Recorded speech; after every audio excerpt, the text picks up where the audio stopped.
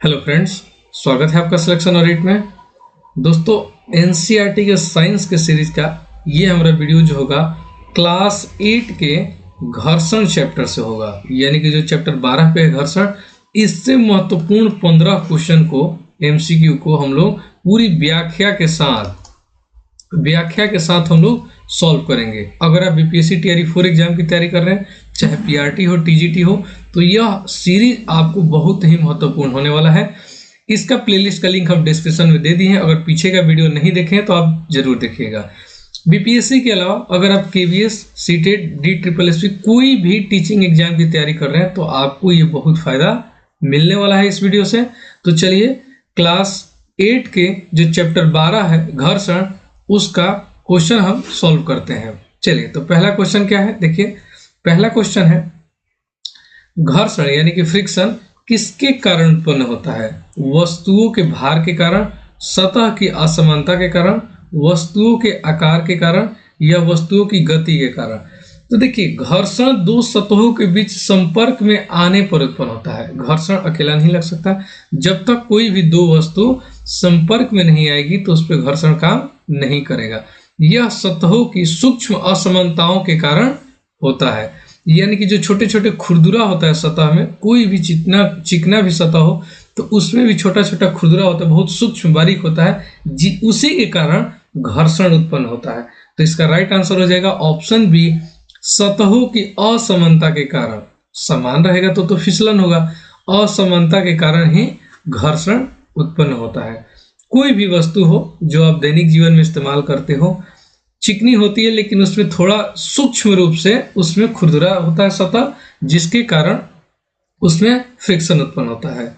चलिए, question number 2 है। Question number 2 क्या है? निम्नलिखित में से कौन सा घर्षण का उदाहरण नहीं है? गाड़ी का सड़क पर चलना, बर्फ पर फिसलना, पैर से ब्रेक दबाना, साइकिल की चेन पर घूमना। आप सभी को पता है कि दैनिक जीवन में घर्षण बहुत ही हमारे लिए लाभदायक भी है, और घर्षण का इस्तेमाल हम लोग प्रति सेकंड करते हैं, चलने के लिए, बैठने के लिए। देखिए, गाड़ी का सड़क पर चलने के लिए फ्रिक्शन चाहिए ही चाहिए। फ्रिक्शन नहीं रहेगा, घर्षण नहीं रहेगा तो हम चल नहीं पाएंगे, तो ये ऑप्शन तो होगा नहीं। बर्फ पर फिसलने के लिए, यानी कि अगर घर्षण नहीं है तभी तो आप उस पर फिसल पा रहे हो, यानी कि इसका राइट आंसर हो जाएगा ऑप्शन बी, बर्फ पर फिसलना। देखिए, पैर से आप ब्रेक दबा रहे हैं तो आपका पैर और ब्रेक के बीच घर्षण हो रहा है, तभी आप उस ब्रेक को स्मूथली दबा सकते हो। आप लोग देखे होंगे कि ब्रेक वाला जो होता है, चाहे बाइक हो या 4 व्हीलर हो, उसमें रबड़ का एक खुरदुरा सतह लगाया जाता है ताकि फ्रिक्शन ज्यादा हो, ताकि ब्रेक लगाने में थोड़ा सा भी लापरवाही और थोड़ा सा भी फिसलन न हो। तो पैर से ब्रेक दबाने के लिए तो होगा नहीं, इसमें भी फ्रिक्शन होता है। साइकिल की चेन का घूमना, इसमें भी फ्रिक्शन होता है, तो फ्रिक्शन का ये भी उदाहरण नहीं है। तो उदाहरण क्या, आंसर क्या हो जाएगा? ऑप्शन बी, बर्फ पर फिसलना। बर्फ पर फिसलने के लिए घर्षण नहीं चाहिए, घर्षण रहेगा तो आप फिसल नहीं पाइएगा। चलिए, नेक्स्ट क्वेश्चन। क्वेश्चन नंबर 3 है, घर्षण को बढ़ाने के लिए कौन सी विधि उपयोग की जाती है? ग्रीस लगाना। देखिए, ग्रीस लगाया जाता है फिसलन के लिए, आंसर होगा नहीं। चिकनी सतह बनाना, यानी कि ग्रीस जो लगा रहे हैं उससे आपका सतह क्या हो जा रहा है? चिकना हो जा रहा है, यानी कि फ्रिक्शन को हम लोग कम कर रहे हैं। टायर पर खांचे बनाना। देखिए, टायर पर खांचा इसीलिए बनाया जाता है, उसके डिजाइन के लिए नहीं, उस पर घर्षण ज्यादा उत्पन्न करने के लिए टायर पर खांचा बनाया जाता है, ताकि टायर और रोड के बीच जो फ्रिक्शन हो वो ज्यादा हो और गाड़ी गिरे नहीं और गाड़ी स्मूथली चले। तेल लगाने से, कोई भी लुब्रिकेंट या ग्रीस लगाने से सतह चिकना हो जाएगा, और चिकना होगा तो घर्षण कम, यानी कि जितना कोई भी वस्तु खुरदुरा होगा वो उतना ही ज्यादा फ्रिक्शन उत्पन्न करेगा। तो टायर पर खांचे बनाना, ये क्या है? घर्षण बढ़ाने की विधि है। ठीक है, तो इसका राइट आंसर हो जाएगा ऑप्शन सी। अगर इसका आप लोग पीडीएफ चाहते हैं, सारे क्वेश्चन का सॉल्यूशन के साथ पीडीएफ चाहते हैं, तो आज से हम टेलीग्राम पर पीडीएफ डालना स्टार्ट किए हैं। ये अगर आप चैप्टर वाइज का पीडीएफ हम डाल देंगे। अगर आप टेलीग्राम ज्वाइन नहीं किए हैं तो डिस्क्रिप्शन में लिंक दिया हुआ है, आप जाके वहां से टेलीग्राम को ज्वाइन कर सकते हैं, सिलेक्शन ऑर्बिट के नाम से है। ठीक है, चलिए नेक्स्ट क्वेश्चन है, क्वेश्चन नंबर 4 है, निम्नलिखित में से कौन सा घर्षण को कम करने का तरीका नहीं है। देखिए यहाँ नहीं है पूछा है, यानी कि सबसे पहले आप इसका आंसर बताइए कि कौन सा घर्षण को कम करने का तरीका है। अगर ये आप बता दे रहे हैं तो नहीं है वाला का आंसर अपने आप आ जाएगा। यानी कि घर्षण को हम कम कैसे कर सकते हैं, ग्रीस या तेल का प्रयोग करके, बिल्कुल सही है। बॉल बेरिंग का उपयोग करके, बिल्कुल सतह ठीक है। चिकनी सतह का प्रयोग, बिल्कुल सतह। रबड़ के जूते पहनना, इससे तो घर्षण बढ़ेगा, कम थोड़ी होगा। यानी कि अगर आप रबड़ का जूता पहन रहे हैं तो उससे घर्षण बढ़ता है, तो इसका राइट आंसर हो जाएगा ऑप्शन डी। यहाँ पूछ रहा है कि घर्षण कम करने का तरीका नहीं है, तो ये वाला ऑप्शन आपका नहीं होगा, यानी कि राइट आंसर क्या हो जाएगा ऑप्शन डी, रबड़ के जूते पहनना। बाकी सतह में तो आप घर्षण कम कर ही रहे हैं, ग्रीस या तेल का प्रयोग कर रहे हैं, बॉल बेरिंग का प्रयोग कर रहे हैं, चिकनी सतह का प्रयोग कर रहे हैं। बॉल बेरिंग गाड़ी में लगा रहता है गोल, उसमें छोटा छोटा ग्रीस के साथ वो गोली रहता है, आप लोग देखे होंगे, उसी को बॉल बेरिंग बोला जाता है। तो क्या होता है, फ्रिक्शन को कम करने के लिए इस्तेमाल किया जाता है। नेक्स्ट क्वेश्चन है जो क्वेश्चन नंबर 5 है, स्थैतिक घर्षण यानी कि स्टैटिक फ्रिक्शन कब उत्पन्न होता है। जब वस्तु विराम अवस्था में हो तो उसमें स्थैतिक घर्षण उत्पन्न होता है। जब कोई वस्तु गति में हो तो बिल्कुल नहीं। जब कोई वस्तु स्थिर हो, बिल्कुल यही आपका आंसर हो जाएगा। जब कोई वस्तु हवा में हो, हवा में हो तो कोई घर्षण उत्पन्न ही नहीं होगा, द्रव में भी नहीं लगेगा। यानी कि जब कोई वस्तु स्थिर हो तो याद रखिएगा वहां स्थैतिक घर्षण यानी कि स्टैटिक फ्रिक्शन उत्पन्न होता है। ठीक है, उसी चीज को यहाँ पे लिखा गया, याद रखिएगा आप लोग। गाड़ी के ब्रेक लगाने पर, अब देखिए यहां तो वस्तु विराम अवस्था में थी तो स्थैतिक घर्षण हो गया। ठीक इसका उल्टा, जब गाड़ी गति में हो तो ब्रेक लगाने पर कौन सा घर्षण उत्पन्न होता है, गतिज घर्षण, स्थैतिक घर्षण। स्थैतिक यानी कि वस्तु विराम अवस्था में, यहाँ तो विराम अवस्था में है नहीं, यहाँ गति में है। द्रव यानी कि द्रव में तो चुंबकीय बल का तो कोई बात ही नहीं किया गया, तो इसका राइट आंसर क्या हो जाएगा ऑप्शन ए, गतिज घर्षण। यानी कि जब कोई भी वस्तु, ध्यान रखिएगा, कोई भी वस्तु जब गति में हो उसको हम रोकने की कोशिश कर रहे हैं या रोक रहे हैं, चाहे ब्रेक के माध्यम से किसी भी माध्यम से, तो उसमें गतिज घर्षण कार्य करता है। याद रखिएगा, कोई भी वस्तु हो अगर गति में हो उसको हम लोग रोकने की कोशिश कर रहे हैं या रोक रहे हैं, चाहे किसी भी माध्यम से, तो उसमें गतिज घर्षण कार्य करता है। और कोई वस्तु स्थिर हो तो उसमें स्थैतिक घर्षण यानी कि स्टैटिक फ्रिक्शन लगता है, याद रखिएगा। चलिए नेक्स्ट क्वेश्चन है, क्वेश्चन नंबर 7 है, तेल और ग्रीस घर्षण को कैसे कम करता है। आप तेल और घर्षण को कम करने के लिए यानी कि सतह को चिकना बनाने के लिए हम लोग तेल और ग्रीस का इस्तेमाल, लुब्रिकेंट का इस्तेमाल करते हैं। ठीक है, कैसे कम करते हैं, यानी कि सतह को ठंडा करके। क्या तेल और ग्रीस लगाने से सतह ठंडा होता है, बिल्कुल नहीं। सतह के बीच फिसलन बढ़ाकर, बिल्कुल इसका राइट आंसर हो जाएगा। हम उस सतह के बीच तेल या लुब्रिकेंट लगाते हैं, ग्रीस लगाते हैं, तो उस सतह का फिसलन बढ़ाते हैं ताकि वो फिसले आसानी से, तो इसका राइट आंसर हो जाएगा ऑप्शन बी, सतह के बीच फिसलन बढ़ाकर। तेल और लुब्रिकेंट लगाने से सतह गर्म नहीं होता है, सतह पर खांचे भी नहीं होगा। इसका राइट आंसर क्या हो जाएगा ऑप्शन, तेल और ग्रीस की बात की गई तो यहाँ खांचा तो होगा नहीं, तो इसका राइट आंसर हो जाएगा ऑप्शन बी, सतह के बीच फिसलन बढ़ाकर। याद रखिएगा। क्वेश्चन नंबर 8 है जो कि इंपॉर्टेंट क्वेश्चन है, कौन सा घर्षण सबसे अधिक होता है। ठीक है, स्थैतिक घर्षण, गतिज घर्षण, द्रव घर्षण, वायु घर्षण। ठीक है, देखिए ये दोनों ऑप्शन तो होगा नहीं, वायु और द्रव घर्षण की ऐसा कोई टॉपिक होता ही नहीं है। स्थैतिक घर्षण और गतिज घर्षण में ही इसका आंसर होगा। तो सबसे ज्यादा घर्षण कब होगा, सबसे अधिक जब वस्तु विराम अवस्था में हो। ठीक है,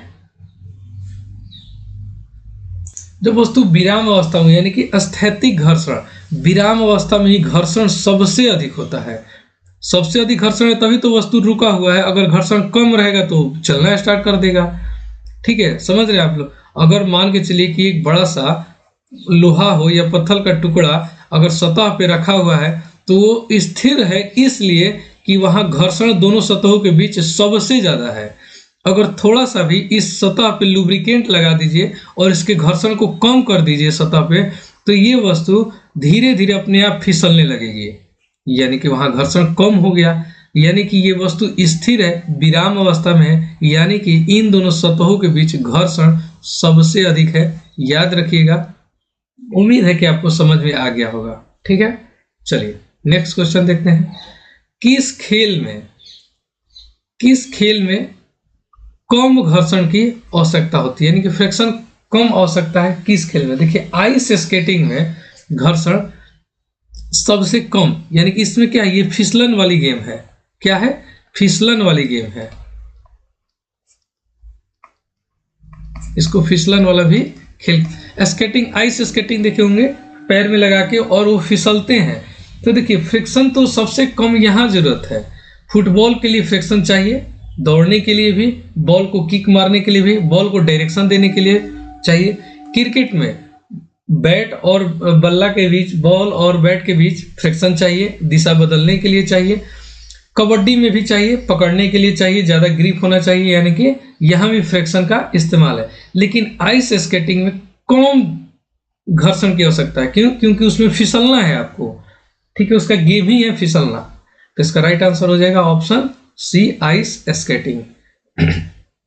देखिए यहां लिखा हुआ है जिसमें खिलाड़ी आसानी से फिसलन करते हैं। चलिए नेक्स्ट क्वेश्चन देखते हैं, जो क्वेश्चन नंबर 10 होगा। जब हम सड़क पर चलते हैं तो कौन सा घर्षण मदद करता है? अगर आप सड़क पे चल रहे हैं तो कौन सा घर्षण मदद करेगा आपको? गतिज घर्षण, स्थैतिक घर्षण, द्रव्य घर्षण, वायु घर्षण। तो बताइए तो इसका राइट आंसर क्या होगा? इसका राइट आंसर हो जाएगा स्थैतिक घर्षण। स्थैतिक घर्षण ही आपको चलने में मदद करता है। याद रखिएगा, सड़क पर चलते समय स्थैतिक घर्षण हमारे पैरों को पकड़ देता है, यानी कि पैर को पकड़ देता है। अगर पैर को पकड़ नहीं देगा तो आप चल नहीं पाइएगा, गिर जाइएगा। ठीक है, जिससे हम आसानी से आगे बढ़ सकते हैं। तो इसका राइट आंसर हो जाएगा ऑप्शन बी, स्थैतिक घर्षण। नेक्स्ट क्वेश्चन है, क्वेश्चन नंबर 11 है। द्रव्य घर्षण यानी कि फ्लूइड फ्रिक्शन का दूसरा नाम क्या है?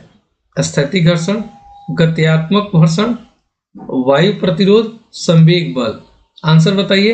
तो इसका जो राइट आंसर हो जाएगा ऑप्शन इसका सी हो जाएगा, वायु प्रतिरोध। याद रखिएगा, इंपॉर्टेंट क्वेश्चन है। यानी कि द्रव्य घर्षण, फ्लूइड फ्रिक्शन को वायु प्रतिरोध भी कहा जाता है। द्रव घर्षण को वायु या जल प्रतिरोध भी कहा जाता है, जो किसी तरल या गैस में वस्तु की गति को धीमा करता है। ठीक है, तो इसका राइट आंसर हो जाएगा ऑप्शन सी, वायु प्रतिरोध। अब देखे होंगे हवाई जहाज का जो आगे वाला आकार होता है बिल्कुल नुकीला टाइप का होता है।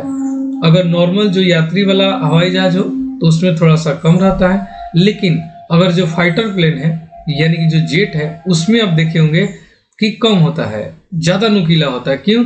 क्योंकि एक तो उनका रफ्तार बहुत ज्यादा होता है, इसीलिए वो ज्यादा नुकीला बनाया जाता है। आप लोग देखे होंगे मूवी में भी अक्सर या रियल में भी देखे होंगे।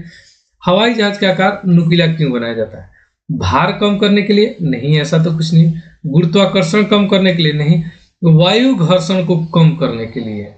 देखिए अगर उनका आगे का पार्ट चौड़ा रहेगा तो आगे बढ़ ही नहीं पाएंगे, या उनकी गति में अवरोध होगा, या वायु घर्षण के कारण आग भी लग सकता है। इसीलिए उनके आगे का भाग जो होता है काफी नुकीला बनाया जाता है। फाइटर प्लेन को आप लोग जरूर देखे होंगे, उसमें ये आपको स्पष्ट रूप से देखने को मिलेगा।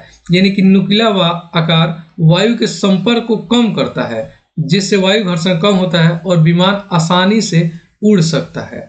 क्या बोला कि आगे वाला पार्ट चौड़ा रहेगा तो वायु का प्रतिरोध क्या करेगा? आपको रोकने की कोशिश करेगा, ठीक, घर्षण उत्पन्न करेगा, यानी कि ज्यादा तेज नहीं उड़ सकती है। इसलिए फाइटर प्लेन जितने भी होते हैं उसके आगे का भाग एकदम नुकीला बनाया जाता है।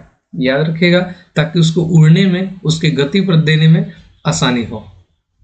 क्वेश्चन नंबर 13 है, द्रव में वस्तुओं को तैरने के लिए कौन सा बल उत्तरदायी है? अगर आप द्रव में तैर रहे हैं, जैसे नदी, झील, झरना में तैर रहे हैं, तो भी वहां घर्षण का इस्तेमाल है। यानी कि वहां कौन सा घर्षण उत्तरदायी होता है? गुरुत्वाकर्षण बल, घर्षण बल, प्लवन बल, चुंबकीय बल। तो आप लोग आर्किमिडीज के सिद्धांत में पढ़े होंगे प्लवन बल के बारे में, यानी कि इसका राइट आंसर हो जाएगा ऑप्शन सी, प्लवन बल। यानी कि प्लवन बल द्रव में वस्तुओं के ऊपर की ओर धकेलता है जिससे वह तैर सकता है। नेक्स्ट क्वेश्चन है, क्वेश्चन नंबर 14 है, यदि आप इस वीडियो अगर आपको पसंद आया तो लाइक जरूर कीजिएगा और चैनल को सब्सक्राइब जरूर कीजिएगा। ठीक है। पॉलिश की गई सतह का पर घर्षण कैसा होता है? यानी कि कोई सतह है उस पर पॉलिश कर दिया गया है तो उस पर घर्षण कैसा होगा? बहुत अधिक होगा, बहुत कम होगा, स्थैतिक घर्षण से अधिक होगा, सामान्य होगा? आंसर बताइए इसका। इसका जो आंसर हो जाएगा बहुत कम होगा। अगर आप उस पर पॉलिश ही कर दे रहे हैं, कोई खुरदरी वस्तु है जैसे दीवार हो या जो हम दरवाजा लेकर आते हैं, घर में कोई भी सामान लेकर आते हैं, उस पर अगर आप पॉलिश कर दे रहे हैं तो उस पर आप फ्रिक्शन को कम कर रहे हैं, यानी कि बहुत कम हो जाता है फ्रिक्शन। घर्षण क्या होता है? कम हो जाता है, वो चिकना सतह हो जाता है। तो इसका राइट आंसर हो जाएगा ऑप्शन बी। चिकनी या पॉलिश की गई सतह पर घर्षण कम होता है जिससे वस्तु आसानी से फिसल सकती है। क्वेश्चन नंबर 15 है, देखिए आ ही गया जिस क्वेश्चन की हम बात कर रहे थे, जिसमें हम समझा रहे थे जेट विमान में वायु घर्षण कम करने के लिए कौन सा उपाय किया जाता है? तो नुकीला डिजाइन देकर, उसके सामने का भाग क्या होता है? नुकीला होता है। नुकीला डिजाइन दीजिएगा तो वायु प्रतिरोध नहीं होगा, यानी कि वायु घर्षण कम होगा और जो जेट विमान है आसानी से गति देगा और आसानी से हवा में उड़ेगा, यानी कि इसका राइट आंसर हो जाएगा बी। तो ये हमारे आज का लास्ट क्वेश्चन था। ऐसे ही और भी अगर आपको व्याख्या चाहिए और भी अगर आपको क्वेश्चन चाहिए तो आप कमेंट में जरूर बताइएगा। पीडीएफ के लिए टेलीग्राम से जरूर आप लोग जुड़िएगा। वीडियो पसंद आया तो लाइक जरूर कीजिएगा और चैनल को सब्सक्राइब कीजिएगा। नेक्स्ट वीडियो में नेक्स्ट चैप्टर पे चर्चा करेंगे, तब तक के लिए धन्यवाद।